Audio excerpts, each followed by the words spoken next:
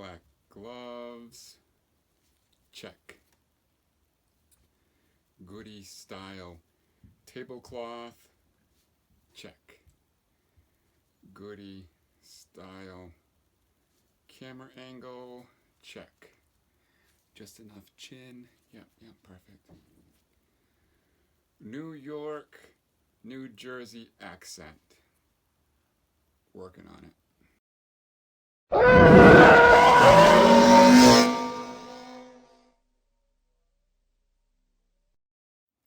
Alex here, back in my basement. We got some different stuff going on here on the table.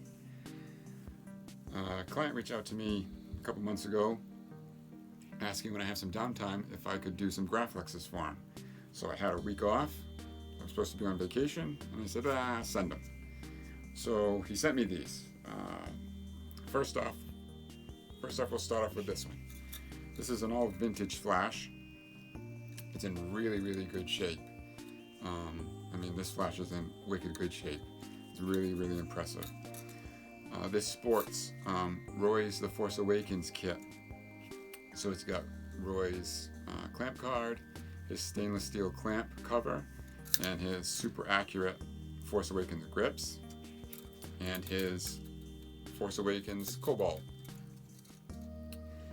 He also has the bottom silver disc here that covers the bottom. Supplies the rivets, the accurate rivets. It's a really, really nice kit. You can grab that at wanawanga.com. You hear me talk about him all the time. It's a Graflex. It's a pretty straightforward build.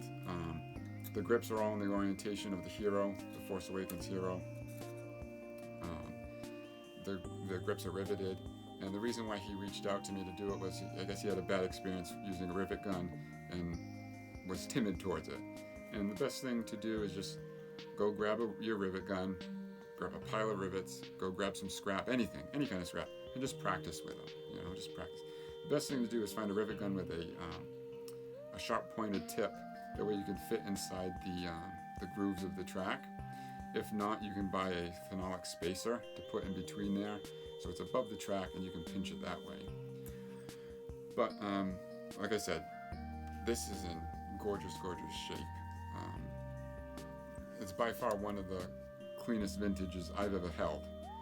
It's got 40 years of dust and dirt inside the sockets, which is perfect. It looks awesome. But there's not an ounce of rust, not a speck of rust anywhere on this thing. It's gorgeous, absolutely gorgeous.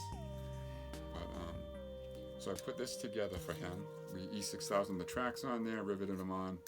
I riveted on the cobalt, and then I polished the disc up a little bit more. And then he actually put the stainless steel clamp cover on there, which he fit really, really well. I'm willing to bet he put E6000 underneath it. I didn't try to take it apart, but it's on there really, really nice. It fits the vintage squares perfectly. Roy's clamp cover is awesome. It's awesome. He actually sanded and smoothed the glass eye himself, and I was talking to him. I said, well, who did it? Because it's pretty impressive how smooth this is. And he said, I put on The Force Awakens and started hitting it with some sandpaper while I watched it. And by the end of the film, it looked like that. So I got a kick out of that. Again, so this is a vintage flash with all Roy's parts. Roy from Wanawanga. If you've never heard of wanawanga.com, I encourage you to go check out his site. He supplies all sorts of lightsaber greeblies, from grips to D-rings to bubble strips. You name it, he's got it. So go check his site out. But so this is the vintage. We'll put that aside, and we're going to tackle the next one. I live for this stuff. So this was a little bit more complicated. So what we have here is a Roman Props Gen 2 Graflex, all right, with KR Sabers Episode 9 kit. So it's KR Sabers grips, clamp section. He supplies this chrome cap on the end. I polished that up. And he supplies a stencil. It's a really, really, really nice kit. The client reached out to me because he got to a point where he didn't feel comfortable continuing, and asked me if I'd be interested in helping him out. I said sure. He already had the tracks glued on there. He had the clamp somewhat together. He JB welded the rivets in, which was a problem because there's too much on the inside, so you couldn't turn any of this. So the first thing I did was take the clamp apart and sand down all the extra JB weld in there to get everything fitting correctly. We threw on the stencil and carved up the scorch marks. If you look, I've also aged them, and I have this little trait of mine that I like to do, a little technique that I like to do to make it look like welded puddles. So I threw that on there as well. It's got 3 different layers of airbrush paint that I've used, 3 different layers of Tamiya airbrush paint.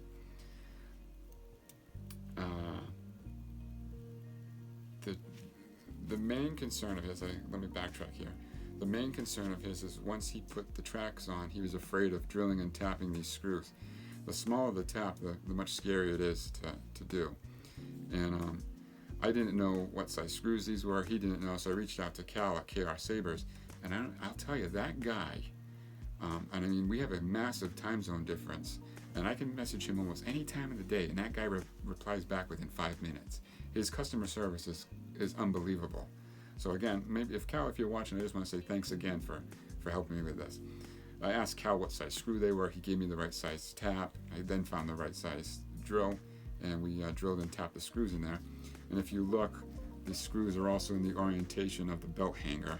I matched the orientation of those to the belt hanger. The cap that he supplies, the client already had glued on there, so I just polished and buffed that up for him. Because on episode 9 Saber, it's rather chromy. I truly believe it was a found part that they used and glued it on there. But yeah, so this is Romans Gen 2 with KR Sabers kit. Lastly, and the most problematic was the clamp card is actually held on there with magnets, and the client was having a hard time with the magnets. He broke a couple of them, and then the holes were filled with super glue, so you couldn't get them back in. So I ended up cleaning up all the magnets. I ended up using a heat gun and removing the magnets and cleaning the holes out where the magnets sit in there with acetone, and it took me quite a long time to get those to fit back in there. But the problem was he broke 2 of the smaller magnets.